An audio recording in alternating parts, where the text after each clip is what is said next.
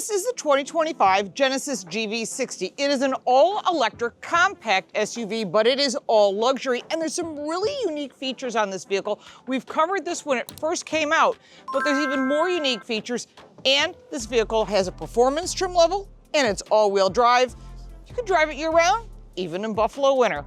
One of the things you're gonna notice right away is LED headlights. Those rectangles are really nice, and they're also daytime running lights. So you're gonna get really bright lighting, as well as a very cool signature two-stripe that is signature to the Genesis. You'll also notice that there is a new splitter on the front end, making it look a bit more sporty, and of course, it's matte silver.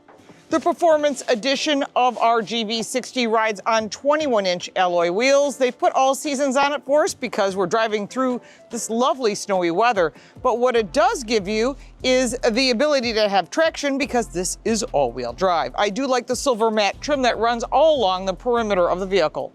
The warranty on the Genesis GV60 is 10 years, 100,000 miles. That includes the full powertrain, 3 years of basic maintenance, and that does include roadside service. There's also a power glass roof on this vehicle. Coming around to the back of the GV60, there is this upper rear wing, which actually does keep the rear end down at speed because these vehicles are pretty fast. It does block some of your vision coming out of the back. You will get used to that. Is that a plus or a minus? Well, that's for you to determine. There's the two-stripe Genesis signature taillight, which is also LED, GV60, Genesis across the back. The camera is built in to the rear wing, but there is no wiper blade on this vehicle. Power hands-free smart liftgate with auto open is also available on the GV60. Opening up that rear cargo area, you're at 24.7 cubic feet of storage behind the second row. Fold down that second row and you're at 54.7 cubic feet of storage.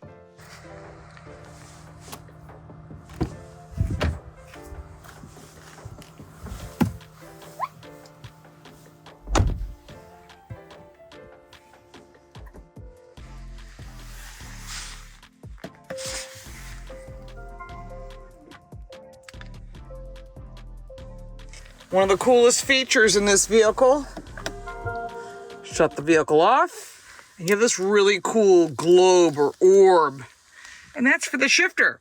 In case you leave the vehicle on and get out of the car, which people have done, and forget to shut it off. Start the vehicle, it flips over, and you have a gear shift knob. Other really awesome features on this car, fingerprint touch. You will set that up through this button here in the middle, which is between the volume and the tuner. There is also facial recognition, which can allow you to open the vehicle by just knowing what your face looks like. Now, one of the things you're going to notice across the full Genesis lineup is a hoodless gauge pod that is also hoodless across the top for your navigation or center screen. There's a 12.3-inch navigation screen that does include HD radio, Android Auto, and Apple CarPlay, which is wireless, Bang & Olufsen audio, which is top of the line, as well as a head-up display.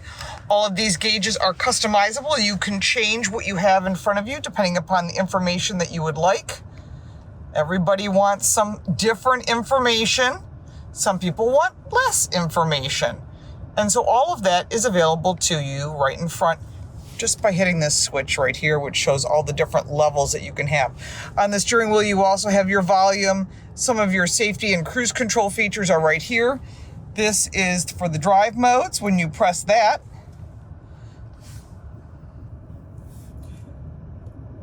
you will get Sport, which is really not wise in wet, cold weather, Eco, and Comfort. And if you hold it down, you will have the all-wheel drive Snow mode, which we kind of need here today in Buffalo. On the right side, you've got all your controls for your audio, as well as this is the ability to change some of the screens that are in front of you, and it's just recognizes your finger, and you can make that work and press it. It's on the right side of your gauge pod. You can pick the information you want based on what you need. Further down, my favorite button in the car is the boost button. When you press this, you're only going to get about 10 seconds of boost, but it will bump up the power all the way to 483 horsepower, which is quite a bit. On the left side, just some basic buttons for park and brake and the window lift. I do love these materials. Really nicely done. Real materials, real stitching, real aluminum. Just really nice and clean. Going over to the center screen area, you'll see nothing if you prefer that, or you can have the EV, your map, destinations, phone projection, your 3D, which allow you to set up all of your settings, your audio, climate control, your quiet mode if it's you wish, into the seat settings like we were talking about. You can adjust each of the seats based on what you want. Really nicely done. Genesis Pay allows you to pay at a gas station, some of the new technologies that you're seeing in this vehicle. Now, when you want to go back to the setup, hit that 3D. Really cool video. They do a nice job with this. And you can spin the car around. You can say, I want to see inside. You can set all those different settings, and allows you to make it personalized for yourself, including the cluster and the head-up display. When you press that, it'll allow you to make adjustments, brightness, and so forth. Really, really well thought out. I do like some of the details on these vents. Just really nice knurled metal. Very, very nice, clean, classy. It's luxury, and you're gonna get that in this vehicle. All your climate controls are here, as well as in that center screen. Further down, 2 USB-C charge ports, a 12-volt, more storage, and then you'll have all your controls. This will control that center screen as well. The shifter, 2 cup holders. Further back, you've got your heated and vented seats, 3-stage, your camera, if you wish to use that, and you press that camera, and there it is. You get a cool 3D camera. You can spin the car around, and you can also get different views. Just really nicely done. Well thought out. Heated steering wheel, auto hold, and more settings here. Wireless charging is right here below the center console. Underneath the lid is just more storage, but there's even more storage. Underneath this floating center console is storage. It goes all the way to the back. This netting here is designed so you can put things that someone can reach in the second row. Some of my favorite features are the door pull and the speaker on the passenger side. Just really cool. They actually won a design award for that speaker. Really neat. I love creative ideas. And speaking of creative, this may look like your regular glove box, but it isn't. It's a drawer. Genius. Why has no one else done this in any other brand or across the full Genesis lineup? We all have a drawer in our kitchen where we toss junk, and that is exactly what you do with your glove box. You put in gloves and napkins and ketchup packs and whatever, and you know what? This is a really smart design. A lot of that across this whole vehicle, and I really like how they've set up some of the features for this vehicle to make it extremely consumer friendly. Inside the GV60 is a beautiful white interior. Maybe not the wisest color choice for children, but it is really nice with this navy blue exterior. Extremely classy. Nappa leather seating surface. That's real leather, not pleather or some other name like Softex New Luxe or whatever name you want to call it. So it is true leather, which will actually keep the warmth in the cushion where your bottom sits in your back. Micro suede headliner and pillars, power cushion extension bolster, and ergo motion driving seat. They are heated and ventilated in the front, and the rear seats are also heated, as well as the on the side of the passenger seat is a really nice feature that you only find on Hyundai and Genesis product. And that is the ability to move that passenger seat, which is great if you've got child safety seats, maybe someone in the back row needs to move, or maybe you need to move that front seat. All of that is really easy to hit with a button right there. Inside the door on the second row is a really nice cup holder, your heated seat button, as well as your locks and your window lifts. Going into the second row, you have a manual window shade, which is really great for children. You also have a vent right here on the B-pillar, so you can adjust the airflow, as well as the cup holder. Like I said, Bang & Olufsen speakers are in each door, which is really nice. Pockets behind each of the seats, 2 USB-C charge ports underneath the center console that has a net, so if you want to put things there that everyone wants to use, that's good. Cup holders here, there's 2 of them. Again, I'm not the biggest fan of white seat belts. They look amazing, and it's sort of a creamy white. I'm not the biggest fan of these creamy white seat belts because they will get dirty, but you can clean them, but it does look really classy, and they've done a nice job with the color combinations and the interior design of this vehicle. Under the front trunk area is a Genesis covered area that has about a half a cubic feet of storage, which is perfect for placing your charging cable. Nice place to store that, or an emergency kit. When it comes to the performance of this vehicle, is a 160 kilowatt hour front motor with 160 kilowatt hour rear motor. The dual motor setup has a 7.5 4 kilowatt hour battery. 483 horsepower with the boost button. Otherwise, you're looking at 429 horsepower and 516 pound-feet of torque because this is the performance model. An electronically controlled suspension, rides on 21-inch alloy wheels. It has 235 miles of range, and charging time, which you can use the Tesla charger, is less than 20 minutes on the fast charger. This is an 800 volt, giving you a 0 to 60 time of 3.7 seconds. Federal government says it is 90 mpge, which is really hard to compare to a car that's gasoline powered, but at least it gives you some basis number. It's all-wheel drive, it does have vehicle-to-load charging, and it has a 50-50 weight distribution. And it's starting to snow. Welcome to Buffalo! You know, one of the best times to test drive an electric vehicle is in the snow, considering this is all-wheel drive. So let's start up this GV60. My favorite, the shifter flips upside down, just super cool. And all of this information is here. We'll put it on satellite radio, though we can't have the audio on because of ASCAP, but we'll make it pretend like it is. All right, we do have paddle shifters. These paddles are for brake regeneration, which are right here. So you got the plus and the minus. So you obviously want regen. We're gonna change the drive mode because it's snowing to the snow mode. So you're gonna hold that drive mode, and now it says snow. We'll go into drive, and you can see as we pull out of the driveway that there was the camera, which allows you to see what's going on around you. It does not work at higher speeds of over 10 miles an hour. When you're at slow speeds, that camera around you works. When you're driving, it does not. Not that you really need to see what's going on around you because you've got your rear view mirror, you get your side mirrors, and of course you got blind spot detection. Everything's included. All the safety is standard. And the best standard safety that I love on this car, besides all the things that are cool like forward collision warning and all that, it has the cameras. And I'll show you when I put on my turn signal that the gauge on the left or the right becomes a camera, so you can see what's going on around you. You don't hit any curbs, anything's in the roadway, any people, anything, especially if you're changing lanes on a highway. Really smart technology that actually works. Why no other brand has it? I have no idea. It makes no sense. Here's your around view camera. We're stopped. You can see what's going on around you. Traffic, isn't that neat? It's all real. I know Tesla has that too, and it is a direct competitor, but it doesn't have dealer networks. So if you got a problem, you're in trouble. That's why the Ford and the Genesis, and the Ford is not a luxury car, let's get that straight. It is a regular car. If you're looking for a luxury EV in this price point, there's not a lot of choices, and you need a dealer network. That's why I'm not a big fan of Tesla product. It's important to note that if you want a Tesla, go buy a Tesla. But keep in mind, what you're not getting is help. You have a technical problem, you have a mechanical problem, you need to trade your vehicle, and it's all done right there. The dealer's like any other dealer, and you create a business relationship with them. All right, let's get back to the car itself. I love the ride on this. It's 21-inch wheels, really comfortable ride. I am a huge fan of the Genesis product because they've hired enough German engineers over there that these cars are starting to feel German.